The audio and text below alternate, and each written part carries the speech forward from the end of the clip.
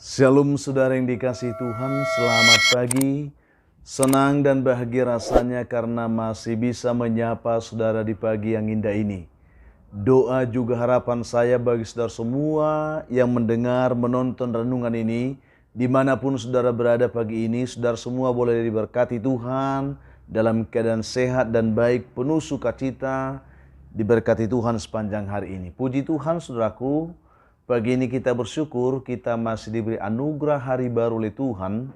Tentu dengan berkat Tuhan yang baru yang bisa kita nikmati di sepanjang hari ini. Namun sebelumnya marilah kita berdoa, kita memohon tuntunan Tuhan menyertai kita hari ini. Mari kita berdoa saudara.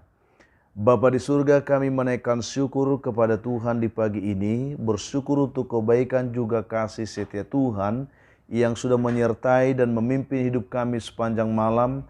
Juga sudah menganugerahkan kepada kami hari baru pagi ini. Berkati dan pimpinlah kami oleh Roh Kudus-Mu Tuhan, sehingga kami boleh berjalan dalam kemenangan Kristus di sepanjang hari ini. Dalam nama Tuhan Yesus kami berdoa. Amin.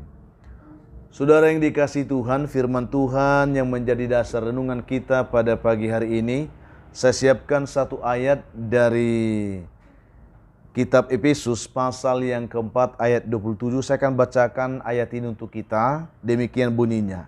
Dan janganlah beri kesempatan kepada iblis.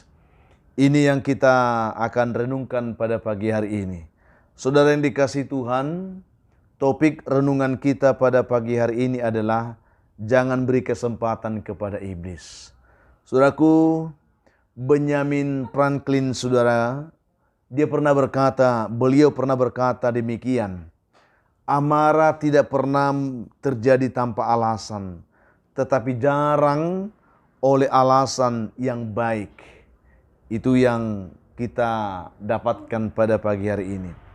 Dikisahkan saudara bahwa di sebuah desa di mana penduduknya masih banyak yang menyembah berhala.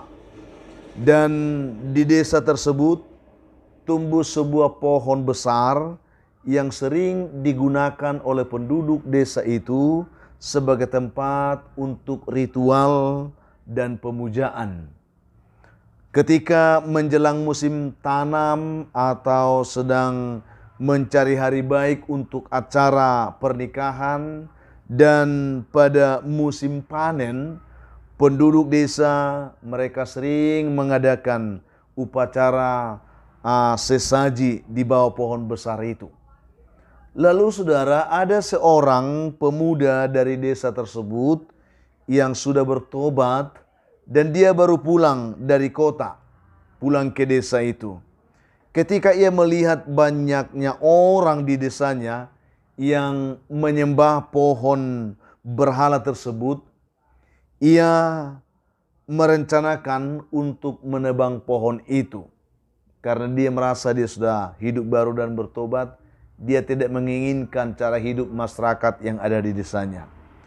Sehingga pada suatu malam, ia secara diam-diam saudara, dia berangkat dengan membawa kapak untuk menebang pohon berhala itu.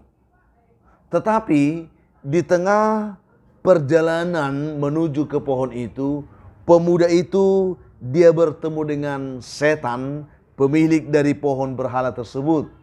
Lalu setan itu pun berkata kepada pemuda ini. Mari kita simak kata-kata ini. Hai anak muda, aku tahu bahwa kamu marah dan ingin menebang pohon itu. Dia katakan, saat ini aku mengaku kalah kepadamu dan pasti tidak dapat melawanmu. Itu yang dikatakan. Tetapi jika kamu mau mengurungkan niatmu itu, aku akan memberikan imbalan yang menarik untukmu. Demikian setan itu saudara memancing pemuda tersebut, dan itu sangat menarik. Mendengarkan perkataan iblis itu, setan itu, pemuda itu pun terdiam sejenak.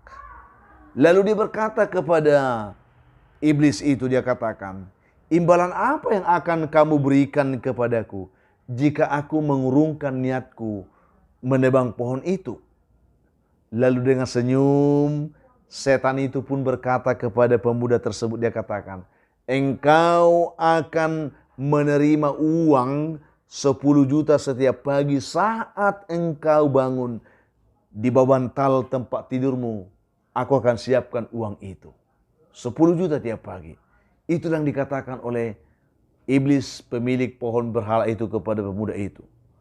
Setelah berpikir sejenak saudara, pemuda itu pun setuju.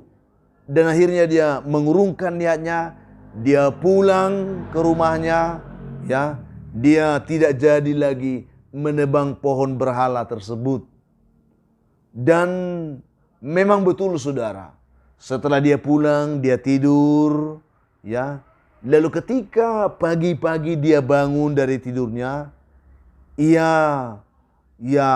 sangat kaget karena dia mendapatkan uang yang melimpah. Sesuai dengan apa yang dikatakan oleh iblis itu. Di bawah bantalnya ada uang 10 juta. Demikianlah setiap hari saudaraku. Setiap hari pemuda ini bangun. Lalu di bawah bantalnya telah disediakan iblis uang 10 juta. Luar biasa. Dia begitu girang, dia begitu bersemangat.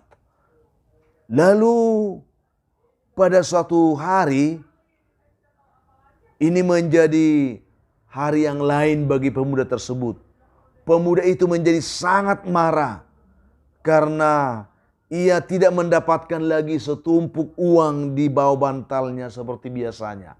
Dia begitu marah. Lalu dengan perasaan yang marah itu, ia berencana kembali untuk menebang pohon keramat tersebut. Dia ingin melampiaskan kemarahannya. Ya, kemarahannya kepada iblis untuk mau menebang kembali pohon itu. Tetapi di tengah perjalanan dia menuju ke tempat itu, dia bertemu lagi dengan setan pemilik pohon keramat itu. Dan kali ini saudara, ya, setan dia tertawa terbahak-bahak. Dia tertawa sungguh-sungguh luar biasa tertawanya kepada pemuda itu. Dia katakan, hahaha. Sekarang aku yang menang hai anak muda. Engkau ya sudah kalah. Dia katakan. Engkau marah. Sesungguhnya engkau marah bukan karena pohon berhala ini anak muda, dia katakan. Tetapi engkau marah karena engkau telah dikuasai oleh hawa nafsumu sendiri. Karena engkau tidak mendapatkan uang itu lagi. Itu yang membuat engkau marah. Demikian akhirnya saudara, setelah pemuda itu dia kaget mendengar apa yang dikatakan oleh iblis itu, dia terdiam. Dia betul-betul dipermalukan oleh setan pada saat itu. Karena memang benar, dia marah bukan karena pohon berhala itu lagi, tapi karena setan tidak memberikan dia uang lagi seperti biasanya setiap hari. Luar biasa, dia tertunduk malu dan setan katakan, hari ini aku menang, dia katakan. Saudaraku yang dikasihi Tuhan Yesus Kristus, apa yang dapat kita petik dari renungan ini, dari kisah ini saudaraku? Yaitu amarah itu hanya melemahkan kemanusiaan kita. Itu yang ingin saya sampaikan. Amarah itu membuat rugi dalam segala hal dalam kehidupan kita. Tidak ada amarah yang menguntungkan, apalagi ketika amarah itu adalah amarah yang dikendalikan oleh setan. Amarah yang dikendalikan oleh hawa nafsu. Tidak akan pernah kita mendapatkan untung. Itu pasti akan mendatangkan kerugian bagi diri kita, bagi orang di sekeliling kita, dan bahkan bagi semua yang bersentuhan dengan kita. Saudara yang dikasihi Tuhan, bodohlah orang yang merelakan dirinya dikuasai oleh amarah, ya, hanya oleh karena hawa nafsunya tidak terpuaskan, hanya karena dia ingin ya diperhamba oleh setan. Dia mau diperhamba oleh setan. Tetapi bijaklah setiap orang yang mampu mengendalikan kemarahan dalam dirinya. Karena orang yang menguasai diri itu, dia lebih hebat dari seorang pahlawan yang merebut sebuah kota. Mari saudaraku yang dikasihi Tuhan, saya tidak tahu apakah saat ini saudara pemarah atau tidak. Yang saya tahu adalah bahwa kemarahan selalu akan merusak, selalu akan merugikan diri Anda sendiri. Itu pasti. Bahkan mungkin orang-orang yang ada di sekeliling saudara. Ada begitu banyak kerugian yang bisa kita dapatkan saat amarah itu menguasai kehidupan kita, saudara. Itu pasti. Mengapa saya katakan seperti itu? Karena oleh amarah, ya, kita bisa merusak hubungan kita dengan teman. Oleh karena amarah, itu bisa merusak hubungan kita dengan saudara kita. Dan dengan amarah, kita juga sedang mempertontonkan kebodohan kita. Dan dengan amarah, sesungguhnya kita sedang dipermalukan oleh musuh kita, yaitu setan. Ini yang perlu kita renungkan pada kesempatan ini. Jadi saudaraku, di pagi yang indah ini, Tuhan menghendaki supaya kita tidak marah. Dikatakan jangan beri kesempatan kepada iblis. Karena jika kita beri kesempatan kepada iblis, maka kita akan dipermalukan, maka kita akan dirugikan. Oleh karena itu saudaraku yang dikasihi Tuhan, pada pagi hari ini, jadilah pribadi yang bijak, yang senantiasa mampu mengendalikan diri dari amarah, supaya kita tidak selalu memberikan kesempatan kepada iblis untuk menguasai kehidupan kita oleh karena kemarahan, atau mungkin karena keinginan hawa nafsu kita tidak terpuaskan. Mari kita belajar untuk mengendalikan diri kita, menguasai keinginan-keinginan, bahkan menguasai hawa nafsu kita, supaya kita tidak jatuh, ya, dan kita tidak dipermalukan oleh setan. Oleh karena itu saudaraku yang dikasihi Tuhan, lewat renungan ini dimanapun saudara berada hari ini, mari jangan beri kesempatan kepada iblis. Alkitab mengatakan, ya, apabila kamu menjadi marah, janganlah kamu berbuat dosa. Jangan matahari terbenam sebelum padam amarahmu. Jangan dikuasai marah, saudaraku. Itu tidak pernah menguntungkan diri saudara. Tuhan kira menolong, memberkati kita semua. Saudara mendengarkan renungan dimanapun, kita semua boleh ditolong Tuhan untuk bisa menjadi pribadi yang mampu mengendalikan diri, mampu menguasai amarah masing-masing, supaya kita tidak berdosa kepada Tuhan dan kepada diri kita. Tuhan berkati saudara, mari kita berdoa. Bapa kami menaikkan syukur kepadamu pada pagi ini, bersyukur untuk kebaikanmu menyapa kami lewat kebenaran firman yang sudah kami terima pagi ini. Berkatilah supaya kami tidak memberi kesempatan kepada iblis, apalagi untuk menguasai diri kami, mengendalikan amarah kami. Karena kami tahu itu hanya merugikan dan tidak pernah menguntungkan.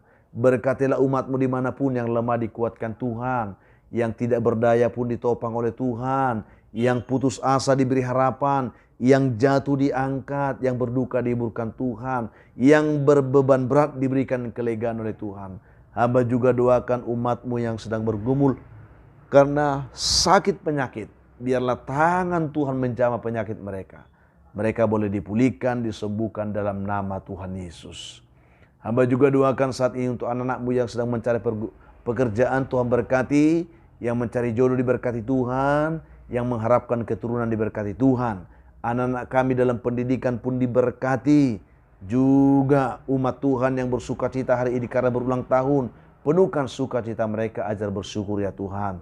Ada begitu banyak umat-Mu pagi ini yang mendengarkan renungan ini. Mereka sedang dibelenggu oleh kuasa kegelapan, kuasa setan dan kuasa gelap, dan bahkan oleh pergumulan-pergumulan hidup yang berat dan sulit mereka hadapi. Biarlah mereka boleh ditolong Tuhan pagi ini, dilepaskan, dibebaskan, dimerdekakan, diberkati dalam nama Tuhan Yesus. Amin. Saudara yang dikasihi Tuhan, apapun keadaan hidup yang sudah hadapi hari ini, tetap semangat saudara. Jadi kuat dalam Tuhan, bersukacita senantiasa, dan mengucap syukur atas segala sesuatu. Itu pasti dikehendaki Tuhan dari hidup saudara di hari ini. Kalau saudara mempunyai beban, pergumulan hidup yang berat, dan saudara memang rindu didoakan, hubungi kami saudaraku, nomor telepon yang tertera di layar saudara. Kami siap membantu mendukung saudara dalam doa. Itu komitmen kami. Bantu juga kami saudaraku untuk selalu mau membagikan renungan ini kepada sebanyak mungkin orang. Sehingga ada banyak orang bisa menonton, dan itu penyemangat bagi kami saudaraku. Juga beri komentar yang baik di link YouTube kami. Bagi saudara yang belum melakukannya, tekan tombol like juga subscribe sebagai bentuk dukungan saudara untuk pengembangan channel ini. Akhirnya saya Pendeta Linti Dengoran, Pendeta di GKP Jemaat Khusus Soresa Medan, menyampaikan sampai jumpa saudaraku di kesempatan lain tentunya. Tuhan Yesus memberkati saudara di hari ini. Shalom.